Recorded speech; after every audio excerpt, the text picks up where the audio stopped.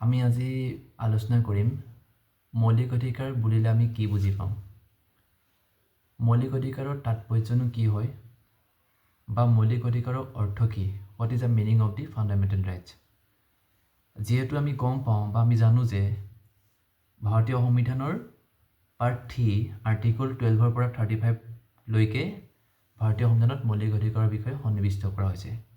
নাও যে আমি কৈছোঁ মৌলিক অধিকাৰ বুলি ক'লে আমি কি বুজি পাওঁ? চোৱা, যেতিয়া আমি ৰাষ্ট্ৰ এখনত বসবাস কৰোঁ ন, তেতিয়া আমাৰ ৰাষ্ট্ৰ এখনৰ নাগৰিক হিচাপে নাগৰিকৰ ব্যক্তিত্ব বিকাশ আৰু যি সুখী জীৱন যাপন কৰিবলগীয়া হয় তাৰ কাৰণে আমাৰ কিছুমান অধিকাৰ থকাটো অত্যাৱশ্যকীয়।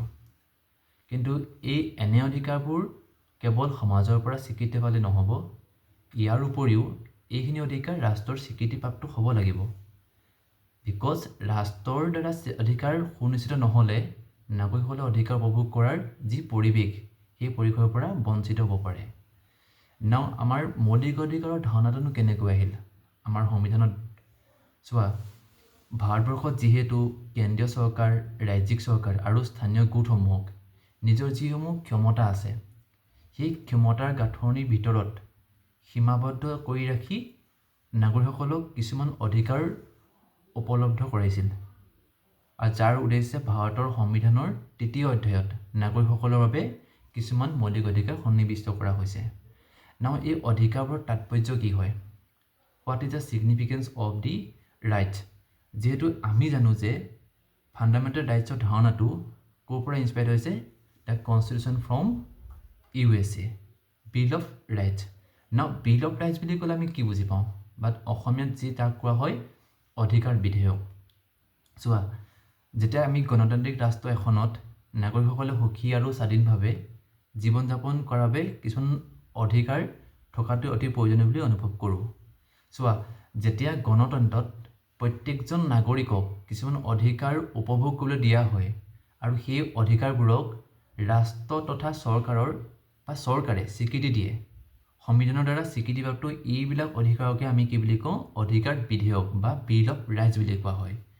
কিন্তু এই অধিকাৰ বিধেয়কৰ প্ৰয়োজনীয়তা কিয় বা প্ৰয়োজনীয়তা কি হয়, কেনেকৈ কাম কৰে? চোৱা, অধিকাৰ বিধেয়কৰ জৰিয়তে আমাৰ যি চৰকাৰ থাকে বা ব্যক্তি থাকে অথবা যি সংস্থা থাকে, সেই সংস্থাক জনসাধাৰণৰ অধিকাৰৰ ওপৰত হস্তক্ষেপ কৰাত বাধা প্ৰদান কৰা হয়। আৰু যদিহে হস্তক্ষেপ কৰে তেন্তে সেই অধিকাৰ বিধেয়কৰ জৰিয়তে ৰক্ষণাবেক্ষণ দিয়া হয়। উদাহৰণস্বৰূপে 1791 চনত আমেৰিকা যুক্তৰাষ্ট্ৰৰ সংবিধান আৰু 1996 চনত যি দক্ষিণ আফ্ৰিকাৰ সংবিধানৰ অধিকাৰ বিধেয়কৰ কথা সন্নিৱিষ্ট কৰা হৈছিল। চোৱা, যেতিয়া ভাৰতবৰ্ষৰ স্বাধীনতা লাভ কৰিছিল, অৰ্থাৎ ভাৰতবৰ্ষৰ স্বাধীনতা লাভ কৰা বহু বছৰ আগতেই, অৰ্থাৎ 1928 চনত, তেতিয়াৰ মতিলাল নেহেৰুৱে ভাৰতীয়সকলৰ বাবে অধিকাৰ বিধেয়কৰ কথা বা অধিকাৰ বিধেয়কৰ দাবী উত্থাপন কৰিছিল।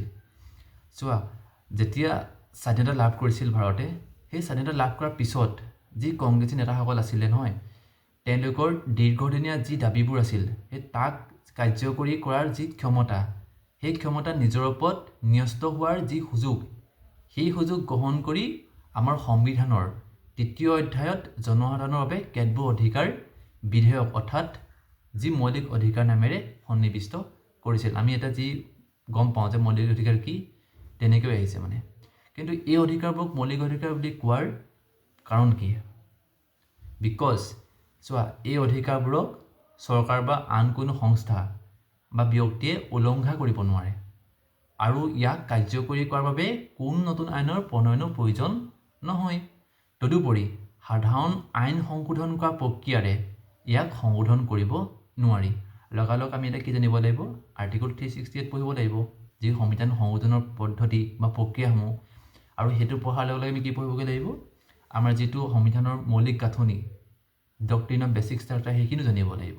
আৰু সেইখিনি পিছৰ কথা, কেনেকৈ হয় তাতে নতুন আইনৰ কোনো প্ৰণয়নৰ প্ৰয়োজন নহয়। তদুপৰি যদি সেই সাধাৰণ আইন সংশোধন কৰা যি প্ৰক্ৰিয়া থাকে, ইয়াক সংশোধন কৰিব নোৱাৰি, বুজিছা? অৱশ্যে যিবোৰ মানে আমাৰ মৌলিক অধিকাৰ থাকে সেইবোৰ অসীম নহয়। মানে ইয়াক কি হয়, ৰাষ্ট্ৰৰ নিৰাপত্তাৰ খাতিৰত প্ৰয়োজন হ'লে চৰকাৰে ইয়াৰ ওপৰত সাময়িকভাৱে বাধা আৰোপ কৰিব পাৰে। আৰু যদি আমাৰ যি অধিকাৰ বিধেয়ক তথা মৌলিক অধিকাৰ সেইখিনি আমি কি বুলি ক'ব পাৰোঁ নাগৰিকৰ অধিকাৰ ৰক্ষা কৱচ